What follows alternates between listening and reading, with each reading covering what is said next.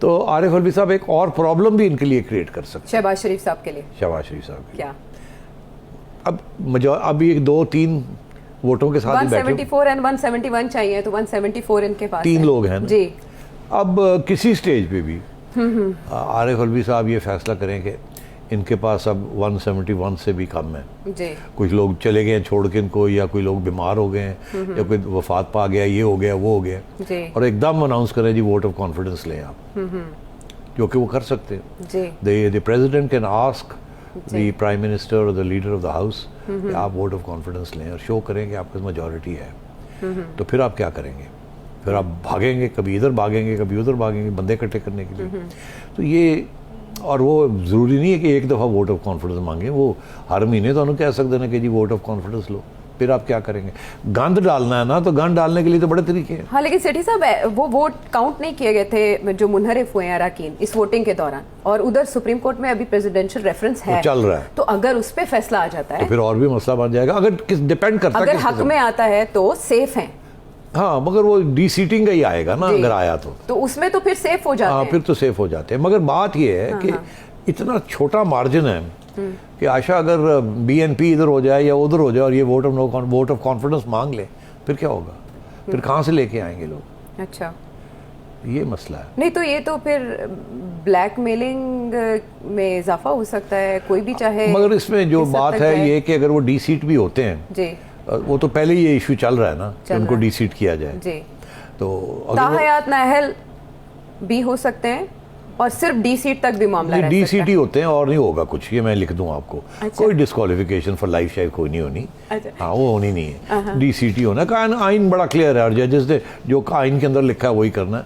PTI के जज्बात को उन्होंने नहीं देखना, उन्होंने देखना कि आइन के अंदर क्या लिखा है। अच्छा। और आइन के अंदर बड़ा वाज़ेह तौर है कि डी सीट हो गए, उसका ये मतलब है कि आप जाएँ फिर से एक इलेक्शन लड़के आएँ आप। अच्छा। हाँ, तो अगर वो हो गया और ये सारे के सारे लोग जो हैं जो जिन्होंने अभी तक तो वो क्रॉस ओवर नहीं हुए ना, नहीं हुआ। अभी तो डी सीट को उन्होंने वोट ही नहीं डाला, तो डी सीट कैसे होगा? सेफ खेला ये इस मामले में। तो अब दूसरी तरफ ये प्रॉब्लम है कि इन्होंने अपने वोट्स जो हैं रेजिग्नेशंस दिए हैं जी।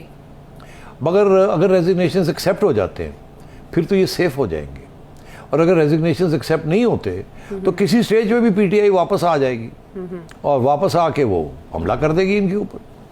तो इसलिए, क्योंकि अगर वो रेजिग्नेशंस एक्सेप्ट हो जाते हैं तो फिर जो लोग, कुछ लोग डी सीट हो जाएंगे और कुछ लोग चले जाएंगे, तो फिर ये कहाँ से पूरी मेजॉरिटी करेंगे?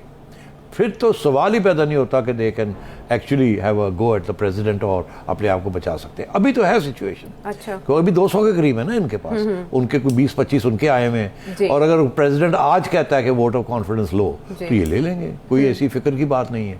मगर वो देखेगा कि किस स्टेज पे उसने इनको अटैक करना है। अच्छा। और वो स्टेज आएगी जब जजमेंट आ जाएगी। अगर डी सीटिंग के ऊपर कोई रूल आ गया जी, तो फिर ये देखना पड़ेगा कि अगर वो वोट ऑफ कॉन्फिडेंस मांगता है प्रेसिडेंट, हाँ आयशा, तो ये जो डी सीट वाले हैं उस वक्त तक तो डी सीट नहीं हुए होंगे, बिकॉज अभी तो उन्होंने क्रॉस नहीं किया। फिर ये जब वोट डालेंगे जी, तो फिर डी सीट हो सकते हैं। तो अब बात यह है कि उसी सूरत में ये वोट डालेंगे जबकि उनके 172 से कम हो जाएंगे। अभी वो होने का इम्कान कोई नहीं है, बिकॉज ये सारे इकट्ठे हैं ना अभी इस वक्त। ठीक है। तो इसलिए वोट ऑफ कॉन्फिडेंस सक्सीड करना, फेल करना आसान काम नहीं है अंडर द करंट सर्कमस्टांसेस। और अगर उन्होंने 6 महीने के लिए आए हैं, 9 महीने के लिए आए हैं और अपने साथियों को इकट्ठा करके रखते हैं, तो फिर कोई मसला नहीं है। अच्छा। मगर अगर वो जो बाकी लोग हैं वो अगर डी सीट हो जाते हैं किसी स्टेज पे, कितना आगे जाएगा ये मामला सुप्रीम कोर्ट? अब आप नहीं, जल्दी हो जाएगा ये। अब विद इन अ वीक? नहीं, आए देखो अब ये ज्यादती कर रही है। नहीं, आप देखें ना, समाज को ऑब्जर्व तो कर रहे हैं ना। नहीं, वो जज साहब कह रहे हैं हम सुनेंगे इस चीज को। अच्छा। और वो सुनेंगे, हो सकता है 2 हफ्ते लग जाए, महीना लग जाए। हाँ। कोई उसमें अब तो कोई जल्दी नहीं है ना। अच्छा। क्योंकि वो इशू, डी सीट का इशू तो उन्होंने इस्तेमाल ही नहीं किया अपना वोट। हाँ। वो जो 25 लोग थे जिन्होंने क्रॉस ओवर करना था, उन्होंने क्रॉस ओवर वोट तो नहीं डाला, तो वो अभी बच्चे में हैं। बिल्कुल ऐसे ही, उनका एक्ट नहीं आ सकता अंडर द लॉ। अभी तो इसलिए कोई जल्दी नहीं है इस वक्त।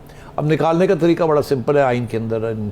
वो ये कहते हैं कि जी सेनेट के अंदर 100-101-2 लोग हैं और इधर पार्लियामेंट के अंदर 341 है जी टोटल मेंबरशिप। ये नहीं कि जितने वहाँ होंगे वो नहीं, टोटल मेंबरशिप। टोटल मेंबरशिप 341 342 है जो भी है।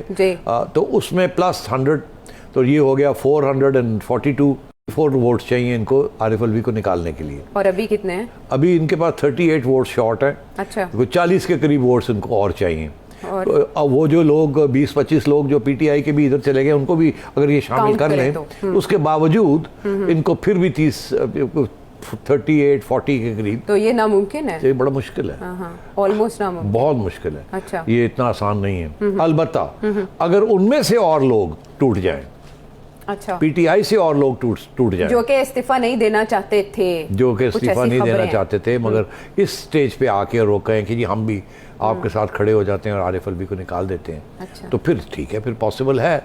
तो इसका ये मतलब है एक राउंड और हो सकता है कि लोगों को बुलाने का, खींचने का, वादे करने का, and so on and so fourth. अच्छा। मगर मैं समझता हूँ वो बड़ा मुश्किल है, इतना आसान नहीं है। YouTube पर गूगली न्यूज देखने के लिए youtube.com की सर्च बार में गूगली न्यूज टीवी टाइप करें। गूगली न्यूज के पेज पर सुर्ख रंग के सब्सक्रिप्शन वाले बटन पर क्लिक करना ना भूलिए। YouTube पेज पर अपलोड होने वाली वीडियोस से बाखबर रहने के लिए बेल आइकन पर क्लिक कीजिए। आपको हर नई वीडियो के बारे में नोटिफिकेशन मौसूल हो जाएगा।